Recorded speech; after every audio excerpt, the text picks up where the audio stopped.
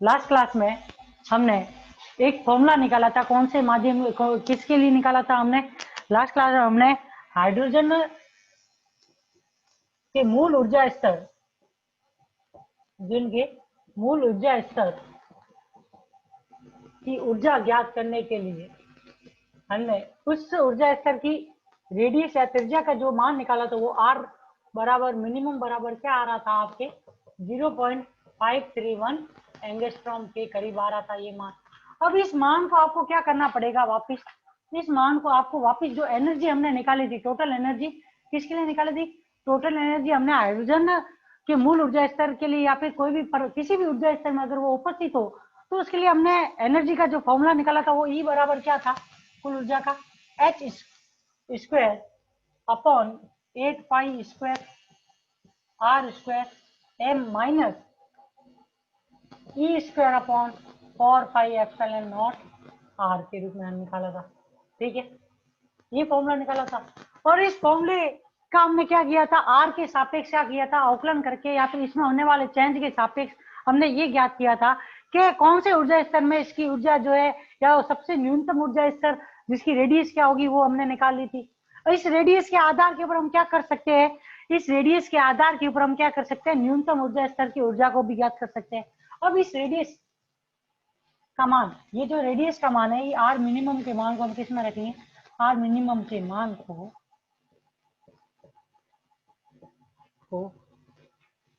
कुल ऊर्जा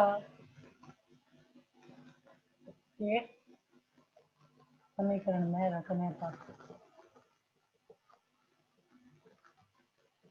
तो उस कंडीशन में यहाँ से ई बराबर क्या हो जाएगा, H square upon 8 pi square R square minimum into M minus E square upon 4 pi epsilon naught R minimum. और आर मिनिमम का जो सूत्र निकला था वो आपके क्या था, यहाँ पे H square epsilon naught pi square pi E square M के रूप में निकला था। इस मान को, ये जो आर मिनिमम का ये सूत्र है वो हम किस फॉर्मूले में रख देंगे, इस फॉर्मूले में रखेंगे। तो उस कंडीशन में आपके जो फॉर्मूला बनेगा वो फॉर्मूला क्या आएगा, ई बराबर आपके आएगा माइनस के स्क्वायर एम ई की पावर 4 अपॉन 2h कट का स्क्वायर। अब देखिए यहाँ पे के का मान 1 अपॉन 4 पाई एप्सिलॉन नॉट जो है वो किसके बराबर होता है, 9 इंटू 10 टू द पावर 9 के बराबर होता है। ठीक है, एच कट का मान कितना होता है, 1.054 into 10 to the power minus के 34 होता है। एम इलेक्ट्रॉन का द्रव्यमान कितना होगा, 9.1 into 10 to the power minus के 31 kg। ठीक है, और उसके बाद में एक चीज और इसमें क्या बच जाती है, ई, और ई का मान जो है वो क्या है 1.6 into 10 to the power minus के 9। ठीक है, इन चारों मानों को जब हम इस समीकरण में रखेंगे तो यहाँ से ई का मान क्या आ जाएगा, ई बराबर के का मान कितना है -9 इंटू 10⁹ का होल स्क्वायर, एम का मान 9.1 into 10 to the power minus के 31 इंटू एम, ई का मान कितना है, ई का मान है 1.6 into 10 to the power minus के 19 की power 4 upon 2 into 1.054 into 10 to the power minus के 34 का होल स्क्वायर। ठीक है, इस मान को रखने पे जो एनर्जी आएगी वो लगभग किसके बराबर आएगी, माइनस के 13.6 इलेक्ट्रॉन वोल्ट। ठीक है, अभी ये ऊर्जा आपने जब बोर का नियम पढ़ा होगा तो बोर के नियम या बोर का सिद्धांत पढ़ा होगा या बोर के अभिधारणाएं पढ़ी होगी, तो उस कंडीशन में भी हाइड्रोजन के मूल ऊर्जा स्तर की ऊर्जा इतनी ही प्राप्त होती थी कि मूल ऊर्जा स्तर की ऊर्जा है। अब यहाँ पे देखिए एक आपके एक्स्ट्रा चीज इसमें ये आ रही है कि जो यहाँ पे नेगेटिव साइन आ रहा है, नेगेटिव साइन या तो आप इसको क्या बोल सकते हो, ये नेगेटिव साइन या तो आप इसको कह सकते हो ये किसके, उस परमाणु की क्या बता रहा है, स्टेबिलिटी को प्रदर्शित करता है, ये कह सकते हो। या फिर ये कह सकते हो कि ये नेगेटिव साइन ये प्रदर्शित करता है कि इलेक्ट्रॉन क्या है उस नाभिक से बंधित है और उसको उस नाभिक से फ्री होने के लिए लगभग कितनी उस परमाणु के नाभिक से फ्री होने के लिए, उस मूल ऊर्जा स्तर से फ्री होने के लिए लगभग कितनी ऊर्जा की आवश्यकता होगी? माइनस के 13.6 इलेक्ट्रॉन वोल्ट एनर्जी के बराबर की ऊर्जा की आवश्यकता होती है। तो यहाँ पे ये भी कह सकते हैं कि ये नेगेटिव साइन जो है वो किसको प्रदर्शित करता है? नेगेटिव साइन एटम की स्टेबिलिटी को प्रदर्शित करता है।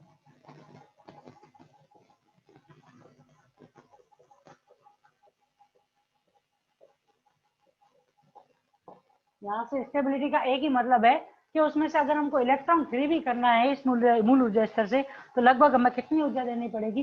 प्लस की 13.6 इलेक्ट्रॉन वोल्ट ऊर्जा देंगे, तब उस कंडीशन में वो इलेक्ट्रॉन क्या हो जाएगा? उस नाभिक से फ्री हो जाएगा। मतलब उस नाभिक से जो आकर्षण बल लग रहा है उसके पास ऊपर कूलम आकर्षण बल, उससे वो फ्री हो जाएगा तथा वो किस अवस्था में आ जाएगा? मुक्त अवस्था में आ जाएगा। तो टोटल कितनी ऊर्जा होनी चाहिए? 13.6 इलेक्ट्रॉन वोल्ट के बराबर की ऊर्जा होनी चाहिए। ठीक है। अब इसके जो थर्ड एप्लीकेशन जो है आपकी, वो है किसी भी सरल आवर्ती दोलित्र या सरल आवर्त दोलक की मूल ऊर्जा स्तर की ऊर्जा या फिर 0 पॉइंट एनर्जी जो है वो क्या होती है, वो हमें ज्ञात करनी है। इसमें थर्ड एप्लीकेशन जो है वो किसकी है? सिंपल हार्मोनिक ऑसिलेटर की 0 पॉइंट एनर्जी के ऊपर डिपेंडेंट है। और सिंपल हार्मोनिक ऑसिलेटर जो होता है उसकी 0 पॉइंट एनर्जी जो होती है वो क्या होती है? 1/2 एच कट ओमेगा या फिर 1/2 एच कट ओमेगा नॉट के बराबर होती है। वो एनर्जी भी हमें क्या कर सकते हैं? हाइजेनबर्ग के अनिश्चितता सिद्धांत से याद कर सकते हैं। थर्ड एप्लीकेशन कौन सी है? सरल आवर्त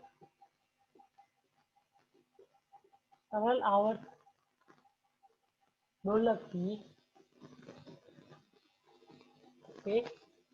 मूल ऊर्जा स्तर की ऊर्जा।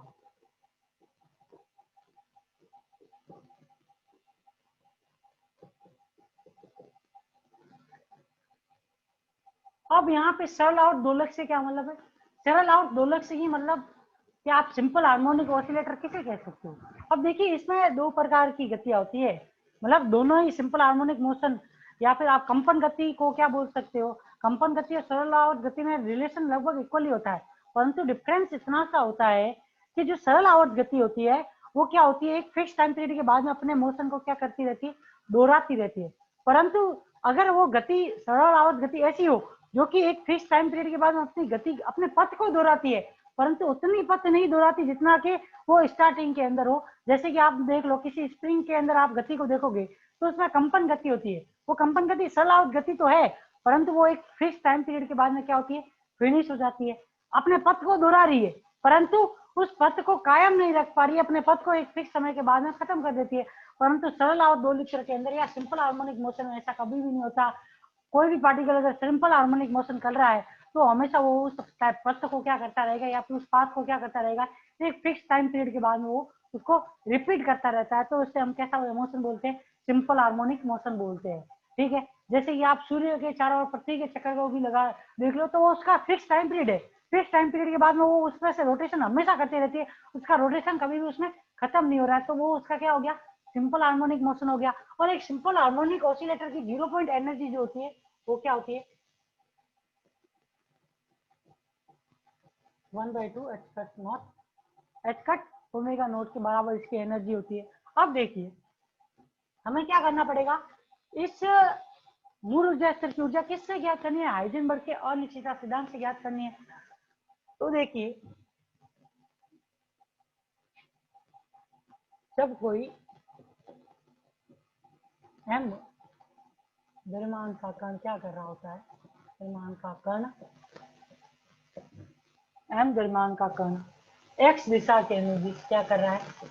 x दिशा के अनुदिश x दिशा के अनुदिश क्या कर रहा है? सरल आवर्त गति। जैसे कि मान लो कि सरल आवर्त गति के रूप में आप एक साइन थीटा को भी ले सकते हो, कॉस थीटा के रूप में भी इक्वेशन लिख सकते हो। अब ये क्या होता है? 2 पाई टाइम पीरियड के पश्चात क्या कर रहे होते हैं? अपने ऑसिलेशन को क्या कर रहे थे? अपने पथ को वापस रिपीट कर रहे होते हैं। किस समय पे खत्म होंगे कोई भी मालूम नहीं। इसी तरीके से आप कॉस थीटा को ले सकते हो, तो कॉस थीटा का भी क्या होता है? 2 पाई टाइम पीरियड। 2 पाई टाइम पीरियड के पश्चात वो इसमें भी क्या होता है? अपना पथ वापस रिपीट करने की नीति होती है। या फिर ये भी क्या करता है, कॉस वाला ग्राफ भी क्या करता है, 2 पाई के बाद में अपने पथ को क्या करता है, वापस रिपीट कर लेता है। तो आप लोगों को ध्यान रखना है कि वाई के अंदर अगर साइन की टर्म आ रही है या फिर वाई के अंदर कॉस की टर्म आ रही है, तो वो भी किसको प्रदर्शित करते हैं, सिंपल हार्मोनिक मोशन को प्रदर्शित करते हैं। ये आपने 11th में भी अच्छी तरीके से पढ़ रखा होगा। बीसी फर्स्ट के अंदर भी आपने जो वेव एंड ऑसिलेशन है उसके अंदर भी आपने बहुत ही अच्छी तरीके से पढ़ा होगा सिंपल हार्मोनिक मोशन को। तो उसके ऊपर लगभग 10 से 12 एग्जाम्पल भी है आप लोगों के। यू नली हो गई या फिर टोरॉइड हो गया, ये सब किसके ऊपर आते हैं, ये सब सिंपल हार्मोनिक मोशन या फिर वेव के ऑसिलेशन के ऊपर डिपेंडेंट थे। तो देखिए अगर कोई भी सरल आउट दोलित्र के अंदर आप मान लो कोई भी एक अनद्रव्यमान का कण है, वो क्या कर रहा है, एक्स दिशा के अनुसार क्या कर रहा है, सरल आउट गति कर रहा है, मतलब अपने पथ को क्या कर रहा है, एक फिक्स टाइम पीरियड के बाद में रिपीट करते हुए गति कर रहा है। तो इसकी कुल ऊर्जा क्या होगी, तो इसकी कुल ऊर्जा ही किसके बराबर होती है, 1/2 एच कट, या आप ये कह सकते हैं kinetic energy plus potential energy. Energy E बराबर क्या आ जाएगी आपके, P x square upon 2m plus 1/2 m omega square. अब यहाँ पे देखो कि सिंपल हार्मोनिक मोशन जो होता है उसके अंदर किसी भी कण की स्थिति ऊर्जा जो है उसको किससे 1/2 m omega square x square के रूप में प्रदर्शित किया जाता है। ठीक है, जहां पे ये किसका मान होता है, k का मान होता है, इसको k के रूप में भी लिख सकते हो। ठीक है, जैसे कि स्प्रिंग को ले लो तो स्प्रिंग में क्या हो जाएगा, के एक्स स्क्वायर लिखते हो तो ये 1/2 m ओमेगा स्क्वायर किसके बराबर हो जाएगा, k के बराबर हो जाएगा। ठीक है, और ये P x square upon 2m क्या है, उस पार्टिकल की क्या है, गतिज ऊर्जा, जिसके कारण वो क्या कर रहा है, सिंपल हार्मोनिक मोशन कर पा रहा है, वो वाली एनर्जी क्या हो जाएगी, P x square upon 2m है। अब यहाँ पे पी एक्स जो है वो क्या है, कण की एक्स दिशा में संवेग है। ओमेगा नॉट क्या है, सरल आवर्त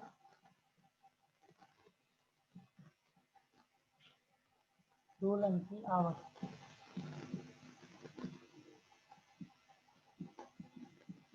फ्रीक्वेंसी मतलब प्रति सेकंड वो कितने चक्कर लगा रहा है, वो किसके द्वारा प्रदर्शित किया जाता है, ओमेगा नॉट के द्वारा प्रदर्शित किया जाता है। अगर हम मान ले कि जैसे कि मान लो ये एनर्जी, टोटल एनर्जी की फॉर्मूला है, अगर मान लो कि कोई भी पार्टिकल अगर सिंपल हार्मोनिक मोशन कर रहा है, तो सिंपल हार्मोनिक मोशन करते हुए अगर उस दोलित्र की हमें न्यूनतम ऊर्जा ज्ञात करनी है, तो न्यूनतम ऊर्जा ज्ञात करने के लिए हमें क्या करना पड़ेगा, उसकी स्थिति में क्या अनिश्चितता है या फिर उसके संवेग में अनिश्चितता है, वो हम मान ले उसके संवेग या स्थिति में अनिश्चितता के को मान लो कि अगर संवेग में स्थिति डेल्टा एक्स हो जाए और सॉरी डेल्टा एक्स स्थिति में तथा संवेग में कितना हो जाए, डेल्टा पी एक्स हो जाए, तो उस कंडीशन में न्यूनतम ऊर्जा की स्थिति में संवेग में तथा स्थिति में अनिश्चितता डेल्टा एक्स तथा डेल्टा पी एक्स के बराबर हो, तो उस कंडीशन में ये मान रखे हम स्थिति और संवेग की जगह पे हम क्या कर सकते हैं, उस पार्टिकल के अंदर न्यूनतम ऊर्जा स्तर की ऊर्जा वो भी ज्ञात कर सकते हैं। तो यहाँ पे हम क्या कर सकते हैं, माना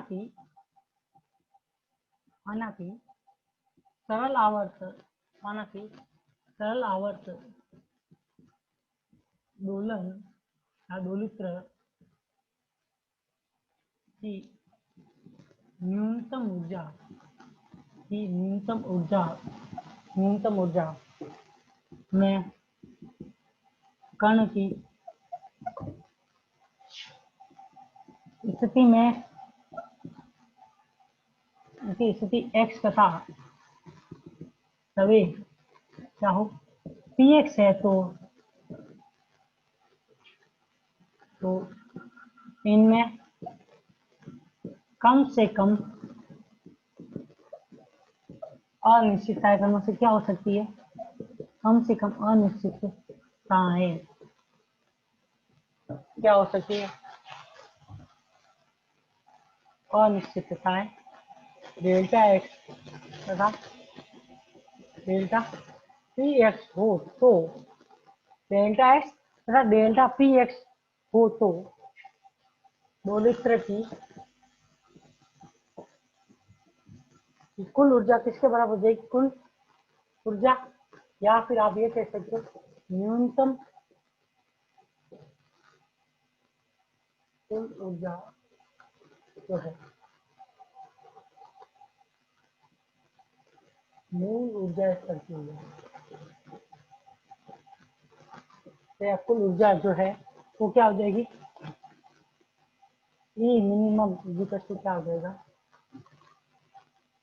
डेल्टा ऑफ पी एक्स का whole square upon 2m plus 1/2 m omega delta X. ये क्या हो गया आपको, ये क्या हो गया, मतलब x बराबर क्या हो जाएगी, डेल्टा एक्स हो जाए, और p बराबर क्या आ जाए, डेल्टा पी एक्स आ जाए, तो उस कंडीशन में उसके संवेग में तथा स्थिति में अनिश्चितता के कारण उसकी एनर्जी कैसी हो जाती है, मिनिमम एनर्जी हो जाए।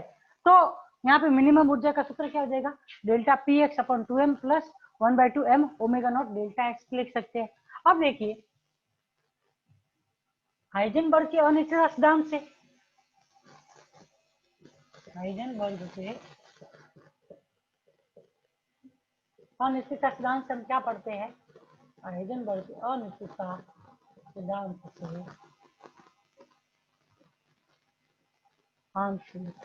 Delta x dot delta P x किसके बराबर होता है, एच कट बाई 2 के। तो यहाँ से डेल्टा पी एक्स का मान क्या हो जाएगा, H cut upon 2 into delta x के बराबर हो जाएगा, या फिर हम इसको और क्या लिख सकते हैं, delta of P X equal to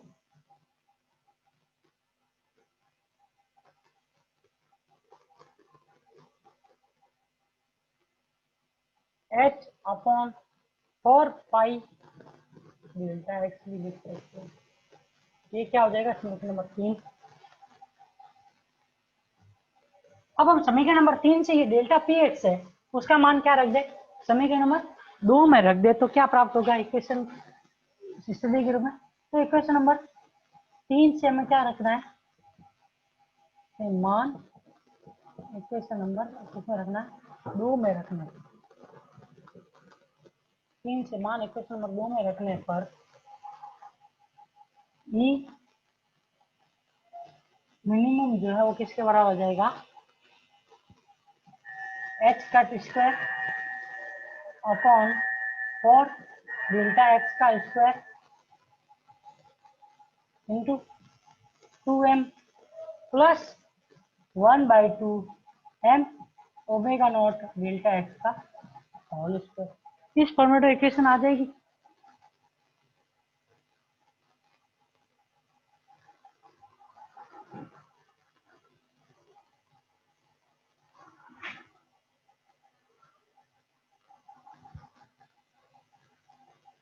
ठीक है, अब देखिए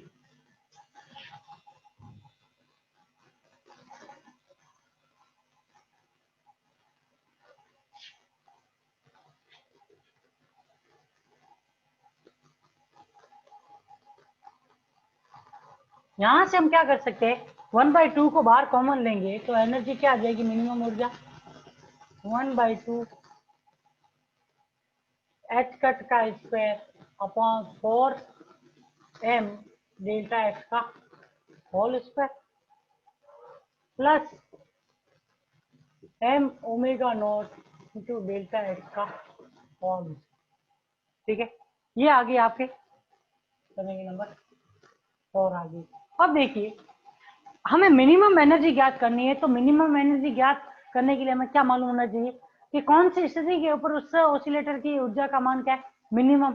मतलब अगर हम मिनिमम ऊर्जा ज्ञात करना चाहते हैं तो उस कंडीशन में वो स्थिति मालूम होनी चाहिए जिस स्थिति के ऊपर इसकी क्या है, ऊर्जा मिनिमम है। अगर हम वो स्थिति को ज्ञात कर लेते हैं तो उस कंडीशन में ऊर्जा क्या आ जाएगी, मिनिमम आ जाएगी।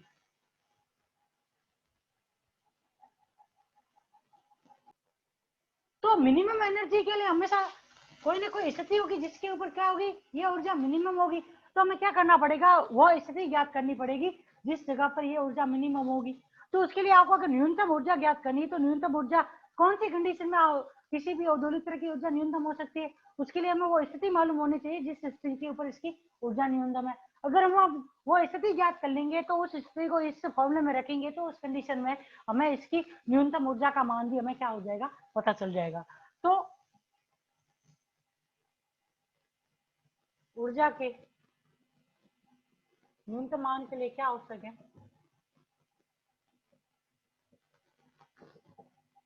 के लिए आवश्यक है कि डेल्टा ऑफ ई मिनिमम किसकी हो जाए, डेल्टा है। क्योंकि आप लोगों को मालूम है मैक्सिमम और मिनिमम वैल्यू ज्ञात करनी होती है, तो उस कंडीशन में हमेशा उस इक्वेशन का हम क्या करते हैं, डिफरेंशिएशन करते हैं। सिंगल टाइम डिफरेंशिएशन हमेशा किसके, जीरो के बराबर होता है। तो उस कंडीशन में हम जिसके सापेक्ष अवकलन करें उसकी वैल्यू हमें क्या मिल जाती है, उस कंडीशन या उस इक्वेशन के लिए प्राप्त हो जाती है। तो यहाँ से हमें क्या मिल जाएगा, इस इक्वेशन का हम क्या करेंगे, डिफरेंशिएशन करेंगे किसके सापेक्ष, डेल्टा एक्स के सापेक्ष। तो उस कंडीशन में हमें क्या मिल जाएगी, संवेग या स्थिति में अनिश्चितता का मान प्राप्त हो जाएगा, या फिर वो स्थिति प्राप्त हो जाएगी जिस स्थिति के ऊपर क्या है, हार्मोनिक ऑसिलेटर की ऊर्जा का मान क्या है, न्यूनतम है। तो अब देखिए यहां से ई मिनिमम का अगर हम मान रखेंगे या फिर एनर्जी का मान रखेंगे तो डेल्टा अपॉन डेल कोष्टक में डेल्टा एक्स किसके बराबर हो जाएगा, कोष्टक में क्या आ जाएगा इसके 1/2 एच कट का square upon 4m into delta X का whole square plus m omega not into delta X का होल स्क्वायर बराबर किसके हो गया, जीरो के।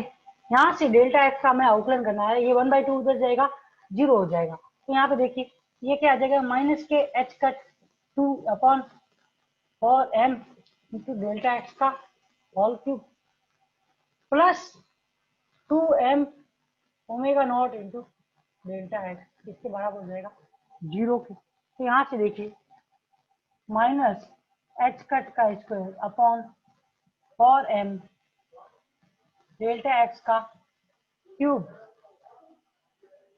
ठीक है, बराबर क्या आ जाएगा, प्लस के 2m omega not into delta x. 2 से ये 2 गया, ठीक है। अब देखिए डेल्टा एक्स को उधर भेज दें, तो डेल्टा एक्स को उधर भेजेंगे तो क्या आ जाएगा, डेल्टा एक्स की पावर 4 बराबर क्या आ जाएगा, एच कट का square upon 4m square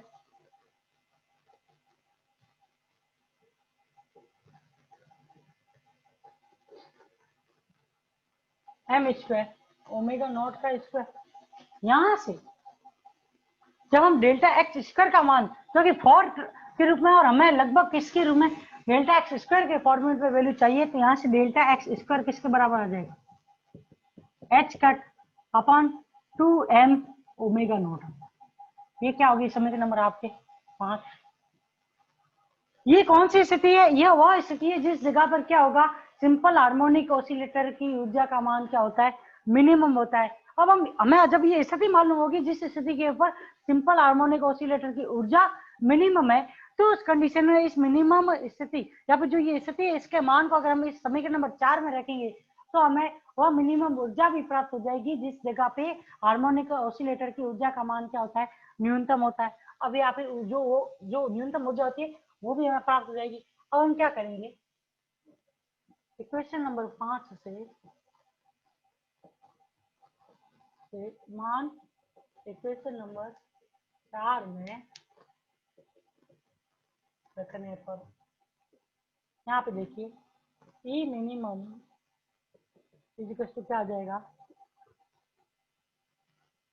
1/2 H cut का square 4m into 2m omega not upon H cut plus m omega not का square into H cut upon 2m omega not. m से m गया, omega not से एक omega naught गया, इधर एक h से ये गया, एक 4 से ये 2 बार जाएगा, m से ये m गया। तो उस कंडीशन में आप देखो यहाँ पर जो वैल्यू बचेगी वो ई मिनिमम बराबर क्या होगी, 1/2 कोष्टक में 1/2 H cut omega naught plus 1/2 H cut omega naught, और ये ऊर्जा जो है वो किसके बराबर आएगी, 1/2 ओमेगा नॉट। और इसी ऊर्जा को क्या कहते हैं क्वांटम मैकेनिक्स में, यह ऊर्जा जो होती है ये किसकी होती है, यह ऊर्जा सिंपल हार्मोनिक ऑसिलेटर की कौन सी होती है, मूल ऊर्जा स्तर की ऊर्जा या फिर कौन सी ऊर्जा कहलाती है, या फिर इसको हम कौन सी एनर्जी बोलते हैं, शून्य बिंदु ऊर्जा भी कहते हैं, ऊर्जा भी। ठीक है ना।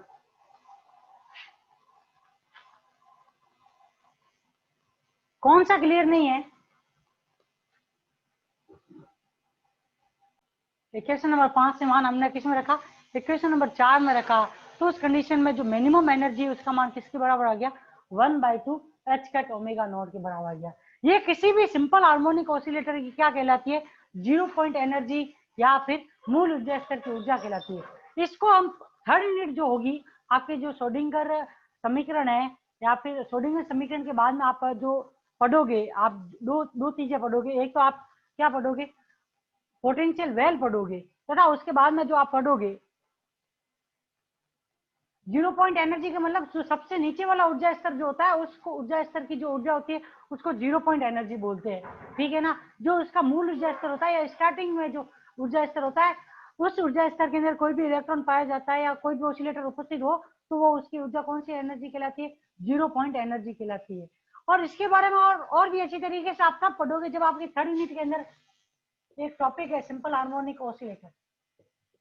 और सिंपल हार्मोनिक ऑसिलेटर के लिए आप क्या पढ़ोगे, उस सिंपल हार्मोनिक ऑसिलेटर के लिए क्या तरंग फलन होता है या फिर वेव फंक्शन क्या होता है, उस वेव फंक्शन के आधार के ऊपर हम एनर्जी के फॉर्मूले निकालेंगे। उस एनर्जी के फॉर्मूलों के आधार के ऊपर आप लोगों को और भी अच्छी तरीके से पता चलेगा कि 0 पॉइंट एनर्जी क्या होती है या फिर 0 पॉइंट एनर्जी किस पॉइंट के ऊपर स्थित होती है, ये सब चीजें वहां पे आएगी। लेकिन अभी सिर्फ आपको ये ध्यान रखना है कि जो ये एनर्जी ई मिनिमम बराबर 1/2 एच कट ओमेगा नॉट है, वो कौन सी ऊर्जा होती है, 0 पॉइंट एनर्जी होती है। ठीक है ना। अब जो नेक्स्ट टॉपिक है वो आप लोगों के है natural width of A spectral line. अब ये जो है वो हम कल की क्लास में पढ़ेंगे, क्योंकि अभी जो है आप लोगों के मुश्किल से 5 मिनट बचे, 5 मिनट के बाद में क्लास ऑफ हो जाएगी, तो उस कंडीशन में ये अभी हो नहीं पाएगा, तो नेक्स्ट क्लास हम उसके बारे में पढ़ेंगे। अभी आपको कोई प्रॉब्लम है तो मेरे को पूछ लीजिए आप।